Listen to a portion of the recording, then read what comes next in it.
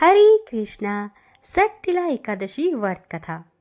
माघ मास की कृष्ण पक्ष की एकादशी को षटतिला एकादशी कहते हैं। इस दिन भगवान विष्णु की पूजा की जाती है। इस दिन काले तिल और श्यामा गाय के दान का विशेष महात्म्य है।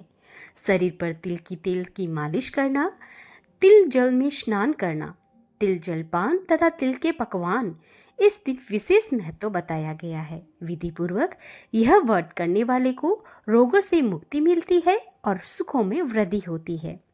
भगवान श्री कृष्ण बोले, हे नृपश्रेष्ठ, माघ मास की कृष्ण पक्ष की एकादशी षटतिला नाम से प्रसिद्ध है, जो सब पापों का नाश करती है। अब तुम षटतिला की पाप हारणी कथा माध्यम में सुनो, जिसका वर्णन पुलस्त्य ऋषि ने दालभ्य ऋषि से किया था। एक समय दालभ्य ऋषि ने पुलस्त्य ऋषि से पूछा कि ब्राह्मण मृत्यु लोक में मनुष्य ब्रह्म हत्या आदि महान पाप करते हैं, पराय धन की चोरी तथा दूसरों की उन्नति को देखकर ईर्ष्या करते हैं, फिर भी वे नरक नहीं पाते। इसका क्या कारण है? वह न जाने कौन सा दान पुण्य करते हैं जिनसे उनके पाप नष्ट हो जाते हैं। यह सब कृपा पूर्वक हमसे कहिए। तब पुलस्त्य ऋषि मुनि कहने लगे कि हे महाभाग, आपने मुझसे अत्यंत गंभीर प्रश्न पूछा है। इस भेद को ब्रह्मा, विष्णु, रुद्र तथा इंद्र भी आदि नहीं जानते, परंतु मैं आपको ये गुप्त तत्व अवश्य बताऊंगा। माघ मास के लगते ही मनुष्य को स्नान आदि करके शुद्ध रहना चाहिए और इंद्रियों को वश में करके काम, क्रोध, लोभ, मोह, अहंकार, ईर्ष्या और द्वेष आदि का त्याग कर भगवान का स्मरण करना चाहिए। पुष्य नक्षत्र में गोबर, कपास, तिल मिलाकर उनके कंडे बनाकर उन कंडों से 108 बार हवन करना चाहिए। फिर माघ में जब आद्रा या मूल नक्षत्र आए तो कृष्ण पक्ष की एकादशी तिथि को नियम से ग्रहण करें। स्नान आदि नित्य क्रिया से निवृत्त होकर भगवान का पूजन कर और एकादशी का व्रत धारण करके रात्रि जागरण करना चाहिए। उसके दूसरे दिन धूप, दीप, निवेद्य आदि से शंख, गदा और चक्र धारण करने वाले देव देवेश्वर श्री हरि का पूजन करें तथा खिचड़ी का भोग लगाएं। तत्पश्चात पेठा, बिजोरा और नारियल से भगवान का पूजन कर अर्घ दे। इसके अभाव में सीताफल या सुपारी से अर्घ देकर उनकी स्तुति करनी चाहिए। भगवान आप दीनों को शरण देने वाले हैं, इस संसार में डूबे हुए को उद्धार करने वाले हैं। हे पुंडरीकाक्ष, आप सभी लक्ष्मी सहित इस तुच्छ अर्घ को ग्रहण करें। इसके पश्चात जल से भरा हुआ कुंभ ब्राह्मण को दान कर दे तथा ब्राह्मण को श्यामा गाय और तिल पात्र भी दान दे। ये सबसे उत्तम होता है। तिल स्नान और भोजन दोनों में सर्वश्रेष्ठ है, अतः मनुष्यों को तिल का दान अवश्य करना चाहिए। इस प्रकार जो मनुष्य जितने तिलों का दान करता है उतने 1000 वर्ष स्वर्ग में वास करता है। तिल के 6 प्रयोग और तिल का दान इस प्रकार है। पहला तिल स्नान, दूसरा तिल का उपटन, तीसरा तिल का हवन, चौथा तिल का तर्पण, पांचवा तिल का भोजन और छठा तिल का दान। तिल के 6 प्रकार के प्रयोग होने के कारण इसको षटतिला एकादशी कहते हैं।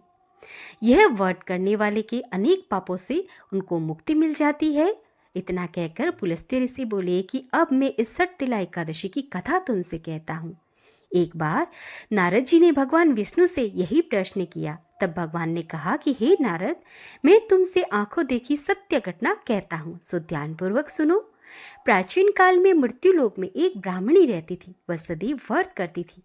इसका शरीर अत्यंत ही दुर्बल हो गया, परंतु उसने कभी देवताओं या ब्राह्मणों के लिए अन्न या धन का दान नहीं किया था। इससे मैंने सोचा कि ब्राह्मणी ने व्रत आदि से अपना शरीर तो शुद्ध कर लिया, अब इसको विष्णु लोक तो मिल ही जाएगा, परंतु इसने कभी अन्नदान नहीं किया, इसलिए इसकी तृप्ति होनी कठिन है। यह सोचकर मैं भिक्षुक बनकर मृत्यु लोक में ब्राह्मणी के पास आया और उससे भिक्षा मांगी। तब ब्राह्मणी बोली, महाराज, आप यहाँ किस लिए आए हैं? मैंने कहा, मुझे भिक्षा चाहिए। इस पर उसने एक मिट्टी का ठेला मेरे भिक्षा पात्र में डाल दिया। मैं उसे लेकर लौट आया। कुछ समय पश्चात वह ब्राह्मणी भी शरीर त्याग कर स्वर्ग में आ गई।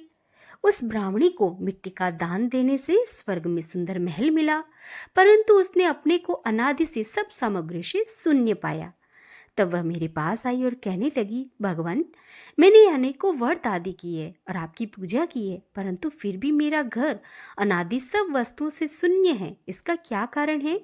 मैंने कहा, पहले तुम अपने घर जाओ, वहां देवी स्त्रियां तुम्हें देखने के लिए आएगी। पहले षटतिला एकादशी का पुण्य तथा विधि सुन लेना, तब द्वार खोलना। मेरे वचन सुनकर वह अपने घर गई।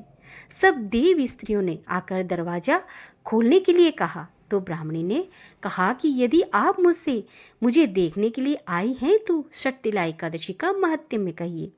उनमें से एक देवी स्त्री कहने लगी, मैं कहती हूँ।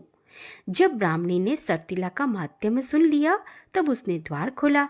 देव स्त्रियों ने उसे देखा कि न तो ये गांधर्वी है और नहीं आसुरी है, वरन पहले जैसी मानुषी है। उस ब्राह्मणी ने भी देव कन्याओं के कथा अनुसार षटतिला एकादशी का व्रत किया। इसके प्रभाव से वह सुंदर और रूपवती हो गई। उसका घर अन्न आदि से समस्त सामग्रियों से युक्त हो गया। अतः मनुष्यों को षटतिला एकादशी का व्रत और तिलादि का दान करना चाहिए। इससे दुर्भाग्य, दरिद्रता और अनेक कष्ट दूर होकर व्रत करने वाले को मोक्ष की प्राप्ति होती है। तो भक्तों, यहाँ पर षटतिला एकादशी की कथा का समापन होता है। हरे कृष्णा। श्री कृष्णे गोविंदे हरे मुरारी, हे नाथे नारायण वासुदेवा।